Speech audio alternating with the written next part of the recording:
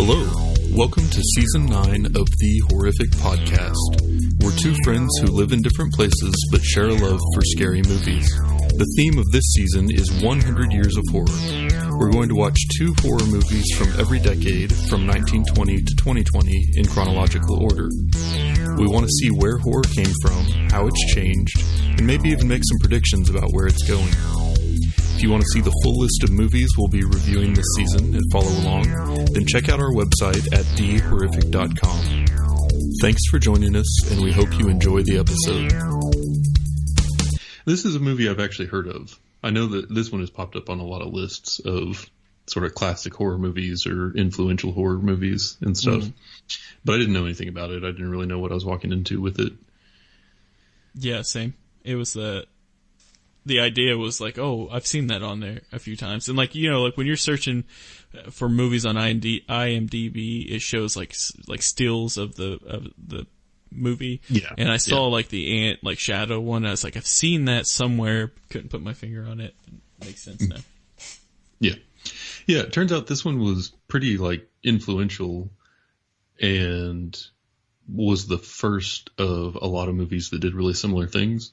But you know, I feel like it would have been really different if we watched this when it was new, like in 1954, than going back and watching it now when a lot of the elements have been done to death.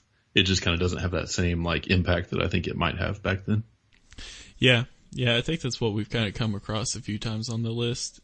Not to be a total downer or anything. I'm stressed out now that you said that, but, no, I mean, it's definitely, it's that conversation we always talk about, like, man, I wish I could see, like, I wish I was in, like, their same mindset watching these for the first time, you know? Be in an audience where people are fainting. Mm-hmm. Exactly what I thought. Yeah. Anyway, I'll introduce it, then you can do your fun facts, and then we will get into the, multiplying giant ant ish details. That'll work. Okay.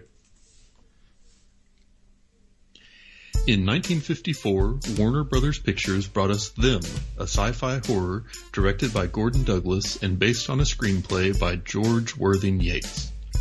Them tells the story of police officers, an FBI agent, and some scientists who investigate and track giant, deadly ants who are the results of mutation after nuclear experimentation in the 1940s.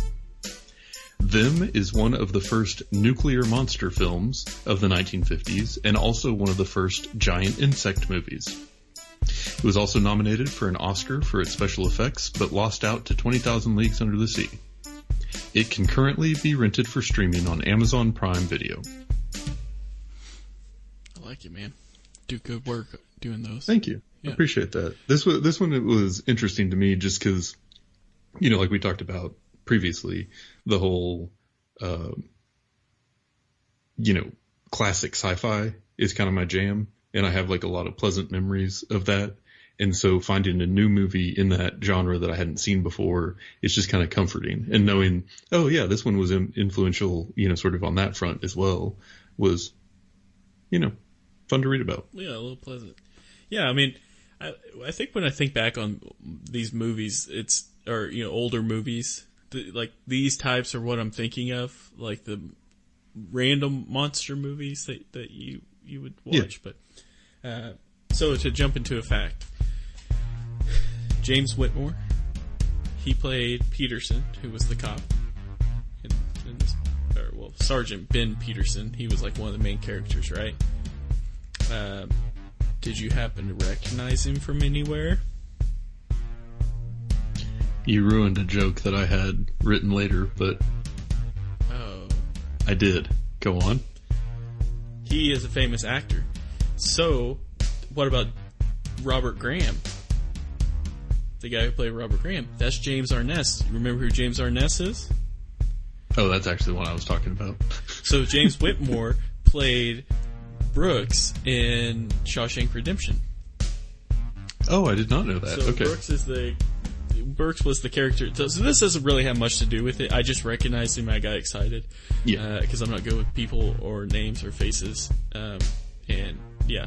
And so, but yeah, he played Brooks in Shawshank Redemption, and I got to reading about him. He had a really interesting career, but, you know, he tragically hung himself in Shawshank Redemption. We didn't, you know, he just can't live in movies, is what I've come to. Yeah. Anyway, so that was just a little fun random fact. Now, an actual fact of the podcast. Warner Brothers. So, before I start this, do you remember? You're not going to talk about Daniel Boone? Maybe not. Okay. Yes. I'll get there in 1 sec. Okay, my bad. No, it's okay. So, Warner Brothers. So, you remember when we were talking about how, when we were watching the last film, how I was surprised, like, this is the golden age of cinema, that they were throwing in, like, the slights at the military, just that kind of thing. Mm-hmm. Yeah. So, this is what I'm kind of talking about with this film, and I'll give you a fact. So, Warner Brothers encouraged theaters to use them as a military recruitment tool. So the film's official press book advised theater managers who were screening them to contact their nearest armed forces recruitment office, since civil defense in the face of emergency figures in the picture makes most by inviting a local agency to set up a recruiting booth in the lobby, the filmmakers advised. Also, the document suggests that movie houses post signs reading, "What would you do if," name of the city, "were attacked by them? Prepare for any danger by enlisting in civil defense today." So that's what that's like hits the nail on the head with what we were kind of talking about, golden ages cinema. Like, this is the, you know, turning that into a recruitment tool. Yeah. When you just want to be like, hey, it's also about crazy ants. Like, I got some crazy ants, let me tell you. Yeah. Family humor. Love it, your aunt. So, this movie was also a surprise hit. They did not think it was going to be that good because of the far-fetched plot. They didn't think it fared well at box office, it ranked pretty well it actually became the studio's highest grossing film in 1954. One of the last facts that I have, I have two more. So, did you notice anyone special in this film other than James Whitmore and James Arness?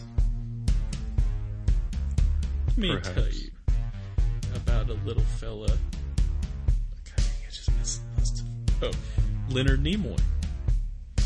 Really? So there's a scene where it's when they're at the beginning of, like, trying to figure out, like, people calling in, reporting it, and it's like at the military base, and a guy in a military uniform walks over and hands something to a receptionist that's working, it says something like, it's when they discovered the Texas pilot that saw UFOs that look like ants. Mm-hmm. That was Leonard Nimoy.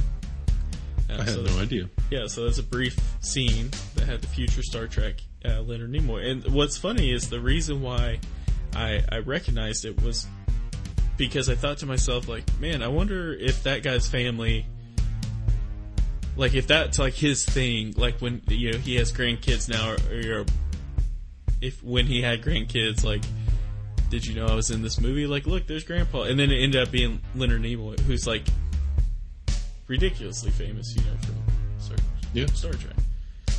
So, now, in this film,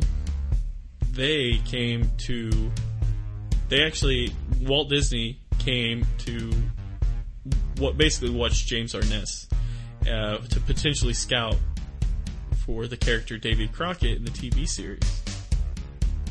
At the time, Disney was developing a new television series that would chronicle the life and times of the iconic frontiersman, and James Arness, who plays an FBI agent in this movie, was on the short list of candidates for the role. Yet, as the sci-fi thriller unfolded, it was actor Fess Parker who grabbed Disney's attention. Director Gordon Douglas hired Parker to portray the pilot who ends up in a psych ward after the aerial encounter with a gargantuan flying ant. While his character only appears in one scene, the performance impressed Disney so much that the struggling actor was soon cast as Crockett.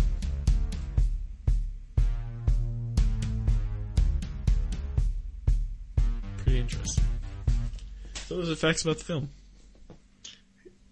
He also played Daniel Boone at one point, which is the superior hero just based on the name. Yeah, I think you're right, except for they all die.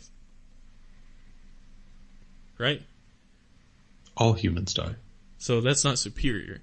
You talk about superior, talk about how the Native Americans took on General Custer at Little Bighorn. Sure. Okay. I'll grant it. Off topic. So this movie was interesting to me because I got really excited in the beginning because it started off like black and white and then them popped up on the screen and it was in red. And I was like, oh, do we finally have a color movie? No, just a tease. Yeah, that's actually my bad. That's a fact that I knew about this film. So it was initially supposed to be in color and it was also supposed to be in 3D. And neither one happened. Have 3D? Well, that's what it said. I agree. I agree 100%. But yeah, they said color and 3D. Neither one happened. But they were able to get the intro because it was already done or something. Like this was like a last minute decision. Like it was like a month before they were recording or a week or something like that. It's pretty crazy. Yeah.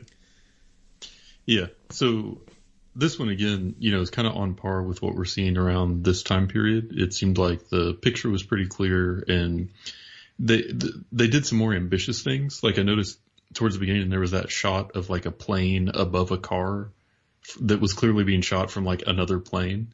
And that's interesting to me. It's like they're getting more ambitious with how they're setting up these scenes and they have the technology and the budget and everything else to be able to create shots in movies that are more complex and more complicated than what we saw in some of those early ones where the camera just kind of like sits in the corner of the room while people come, on and off screen. Yeah.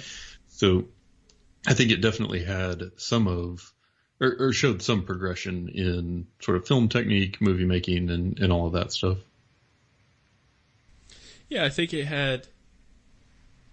It's funny because like even though that this was like early mid 50s, like you could definitely tell the direction that it was going for like the 60s cinema, TV and movies. Yeah, you could definitely tell for sure. So it kind of makes sense, but it did seem like they were trying to do, things differently, which, you have to appreciate, trying to set the bar. Yeah. And also, like, when it came to the filming of, like, the ants and everything, like, you could definitely tell, like, what they were, like, that it wasn't that real. But yeah. For the time, like, considering 30 years before, like we were watching, like you were saying, like a play happen on the screen. I wasn't too mad at it.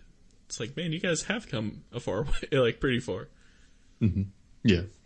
Yeah. And I think too, this one also had more of that like transition of fascination with science and not the supernatural. Mm-hmm. It seemed like there was like they talked about the guy being a scientist often.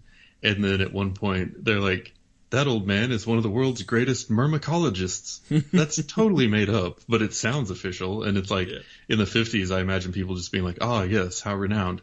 And, it was the whole scene was like, or the whole idea of it was based off, nuclear tests had this impact on ants and now they're huge. And, what else could they have, what other creatures could have grown that way and everything. And so it felt like very science based, which I guess kind of plays into like the scientific or science fiction aspect of it.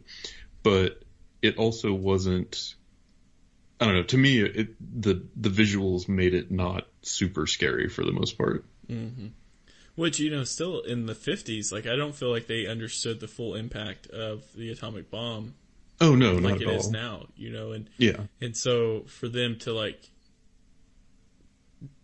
you wonder, like, is this some sort of, like, protest, against it? Because they talk about once, America became, or once we came into the atomic age, like something, whatever. But it just makes you kind of wonder, like, I wonder if, yet again, if that was the government's way of saying, hey, these atomic bombs aren't that bad.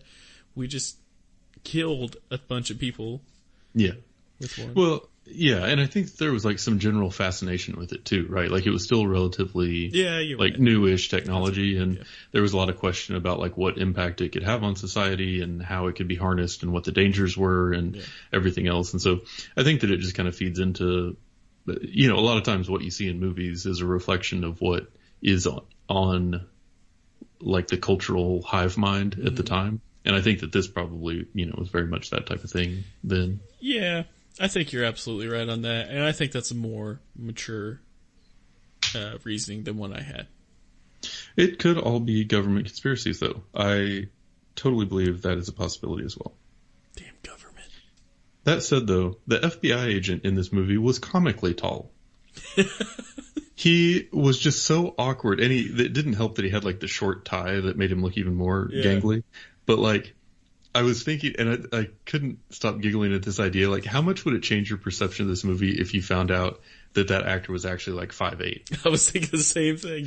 Everybody else in it was just like 4 feet tall. Well, that's what I was kind of thinking, because I was like, man, James Whitmore's character in Shawshank Redemption, he wasn't super tall. So what if they were? Yeah, exactly. Yeah. So anyway, just it's the little things that keep you entertained. But yeah. Oh yeah, James Arness, he's 6'7". Oh wow. Okay. So yeah, that makes complete sense. Yeah.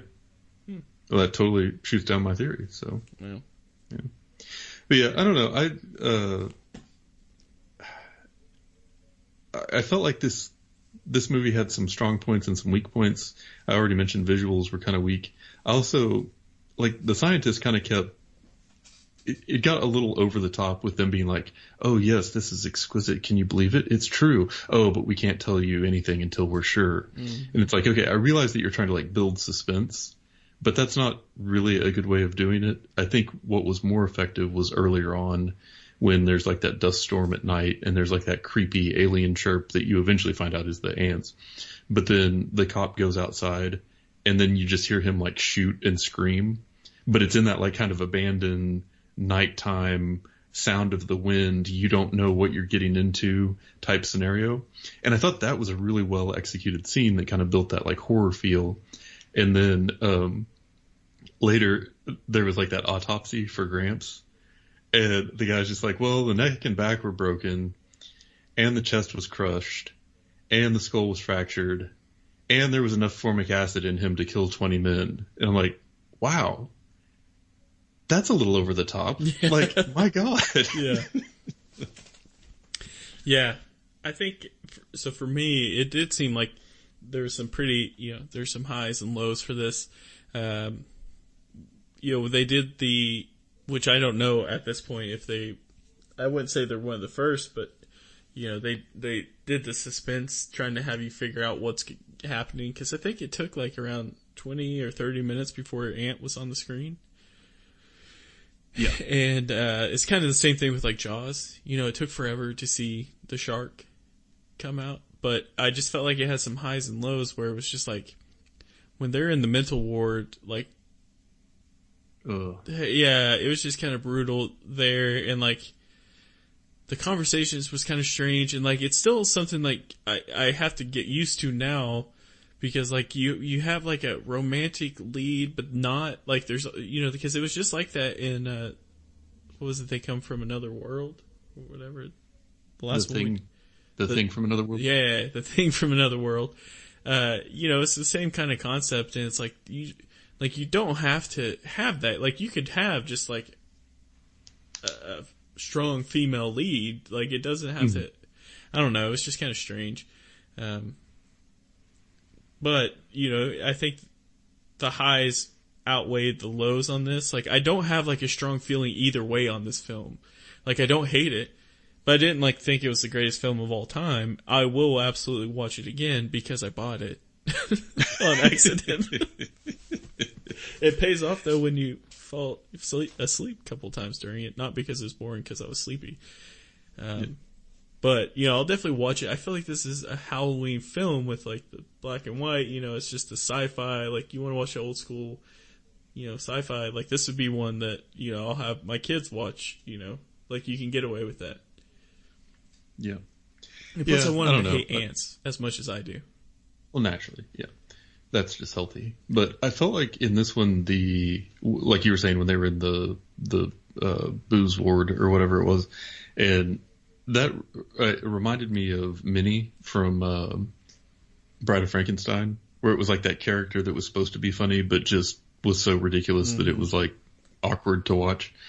And I don't know, I feel then there's like the whole awkward comedy bit between the cop and the doctor explaining how you have to say over and out at the end, and where the guy has to explain to the doctor in great detail about how the goggles go on your eyes. Like, or explains that to the scientist, and it's like, okay, they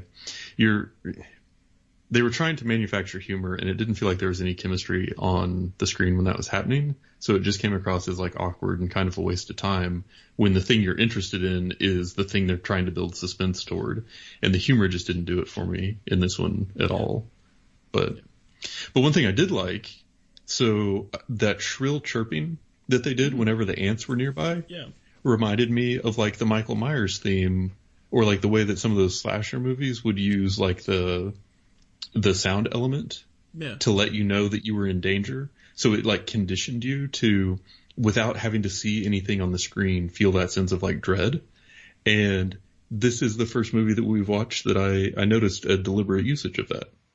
Yeah, this had it, and you know what it also had was it wasn't the first. I think the first was done in like 1951, but it had the Wilhelm scream in it.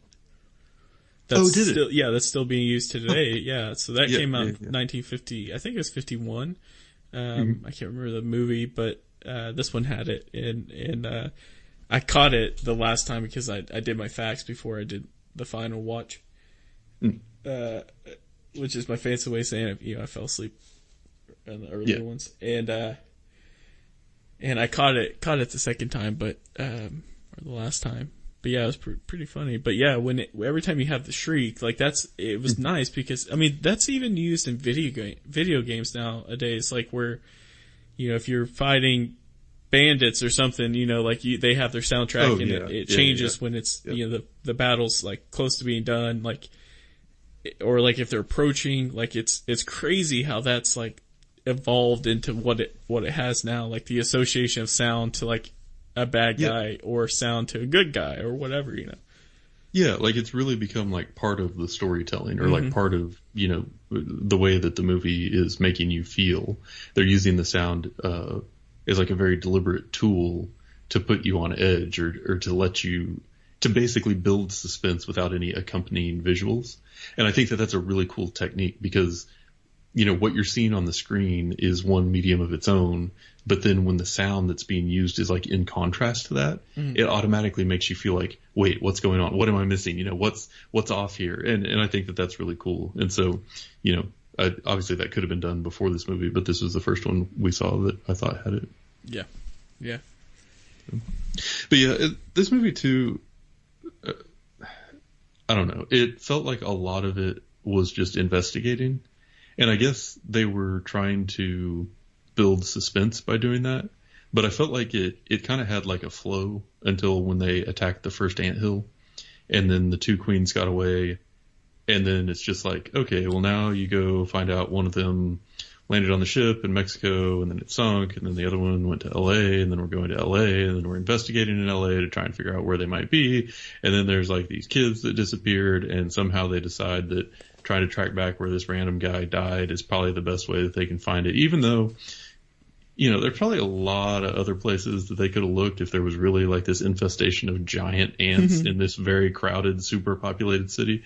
But I don't know, it felt like it kind of went to more like almost like a detective movie or something and not really horror. I mean, for me, it kind of lost any horror momentum it had up until sort of that last part where they're down in the sewers.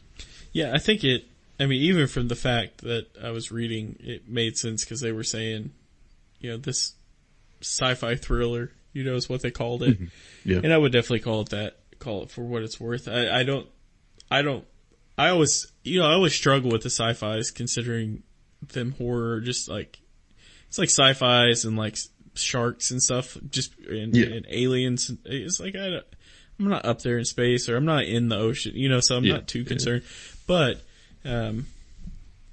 it's like I said, I definitely thought it was a good movie. Now, if someone says give me the best horror movie from the 50s, like I'm not gonna say this one at all. Like it's because it's not, But creature horror I feel like is kind of hard to pull off. Yeah. But I think that was like a thing in the 50s though, right? Like the big bugs and like the sci-fi, like this is that age that we were getting into that, which makes sense because the two that we randomly picked for the 50s both involve that, Yeah. Yeah, so like nuclear monster films and giant bug movies are two things that happened a lot starting kind of in the 50s. Where were we in the 50s, man? I feel like I could have wrote some pretty good ones. Yeah, exactly. Like it'd be like me in the room with everyone. They're, all right, we need ideas, and they're like, Frankenstein comes back. No, Bourne. What do you got? Giant scorpions, like the giant ants, but they're scorpions this time. We've got a hit on our hands. Yep. Yeah. Someone get this guy a desk with a view, man. Yeah. I think the ending too, like it sucked to see Peterson die just because I was attached to him. So my notes for that part said, Army goes down into the sewer, they find the kids, one of the cops saves them but gets killed by an ant, dies dramatically, the FBI guy survives and is still too tall. Well, first off, I agree with the tall statement. That's confirmed. Mm-hmm. However, it was not just some guy. He meant something to me. Yep. I loved him. Yeah. But yeah, then it kind of ends with the scientist saying, when man entered the atomic age, he opened the door to a new world. What we'll eventually find in that world, no one can predict. And then I wrote, could be more giant ants, comma, or giant roly-polies. Ooh, I would like giant roly-polies. I'd watch that movie. Yeah, I would easily become friends with them. Yeah. Now, is the height thing that you were is that what you were talking about with James Arness? Mm-hmm. Oh, well, he played the main character in The Thing from Another Planet or Another World. Oh. So we got two James Arnesses in a row. Well, let's keep the streak going. What are we watching that he's in next week? Gunsmoke. That's basically it until the 80s. Okay. He went from seriously 1960s to that. Great. Yeah. And that's it for today's episode. If you've listened this far, then thank you, and we hope you've enjoyed it. We're always looking for new ideas, so if you have any questions, comments, or movie suggestions, please send us an email at thehorrificpod@gmail.com, or feel free to comment on or message our Facebook page. Just search for The Horrific Podcast. Thanks for listening.